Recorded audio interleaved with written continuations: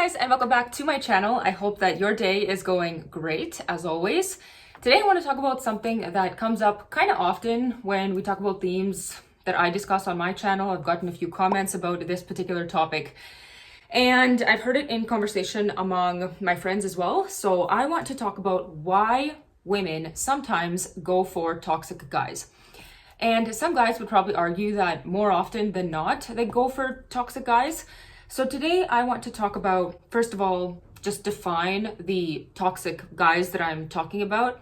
Secondly, talk about what makes these kinds of guys attractive to women, why they tend to be kind of successful with women. And then third, the reasons potentially, these are just my theories based on my observations in real life about why women might be prone to choosing toxic men and staying in relationships with toxic men. So as always, this video is meant to raise awareness. Any comments hating on women or hating on men are not welcome. And if you want to leave your thoughts down below, I would be happy to hear a discussion going. Let's get right into the types of toxic men. I tend to be a bit analytical, so I just want to map things out in very clear categories. Obviously, as with anything related to human behavior, human psychology, people are different.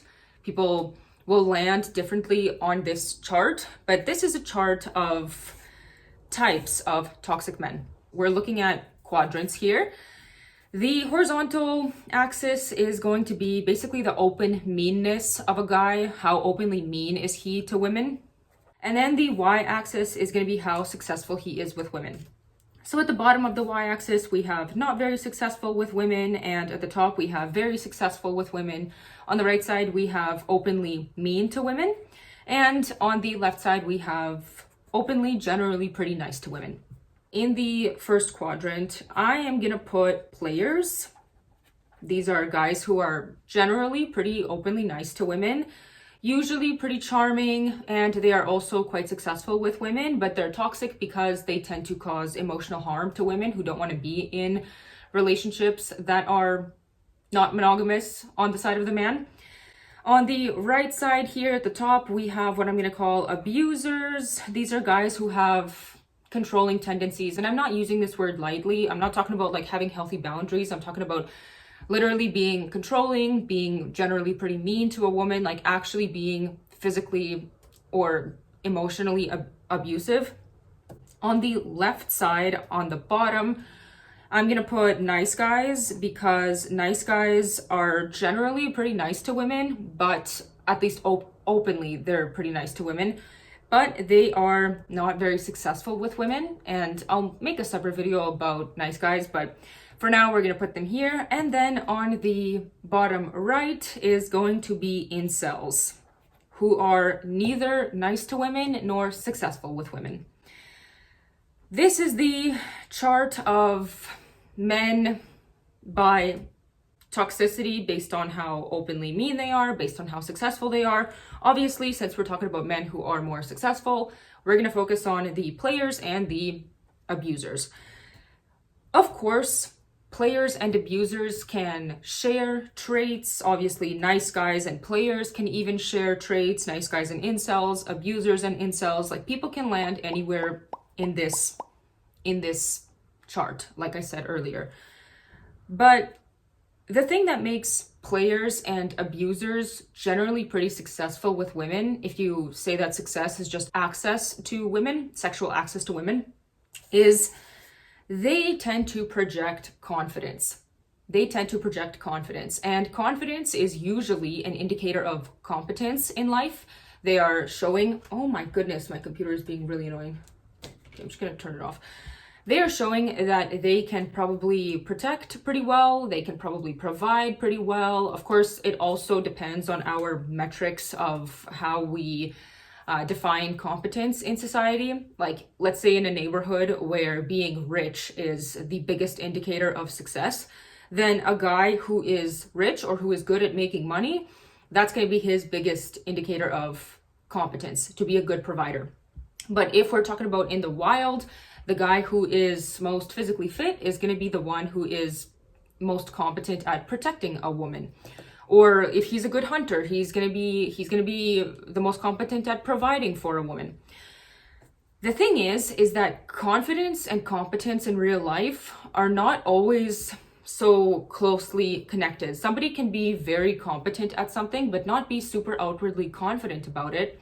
But players and abusers tend to fake it pretty well. And also they have pretty good indications outright. Like, he might be actually quite an intimidating guy physically, and to a woman that can be attractive because he's showing that, you don't want to mess with this guy. Like, physically, other guys see you don't want to mess with this guy. Women who are naive, or women who are maybe inexperienced, or women who tend to fall for appearances, they are going to confuse confidence with competence. And this is where she can end up with somebody who is actually not very competent, although originally he seemed to be very confident. He's actually just a toxic guy, somebody who is not good for her psychologically, mentally, emotionally, spiritually. Now, I want to talk about why women sometimes fall for toxic men. So these are more the characteristics of the woman who would be prone to falling for somebody who is toxic and staying in a relationship that is not good for her. So one of the reasons why, this is kind of a superficial reason, but it could be a valid reason, I think, is that some women, they just like toxic guys. Some women just like the kind of emotional push and pull. They like the emotional roller coaster. They might not even mind particularly a guy who they know is cheating on them. Maybe for them, that drama is part of the thrill of being in the relationship, and perhaps a woman like that might have some unresolved issues herself, or she might just have a psychological makeup like that. I think it's very possible. Some women just like toxic guys. The next reason why is potentially because it is not about love for certain types of women. It can be because this guy grants her access to resources and access to status. If a woman really likes the high status that she's getting because she is with a guy who is also high status, if we're talking about like a hierarchy in society, then she could stick around with him. When it comes to resources, maybe she is getting access to fancy, expensive experiences, and she's willing to put up with his BS or with his ill treatment, or she kind of turns a blind eye to it.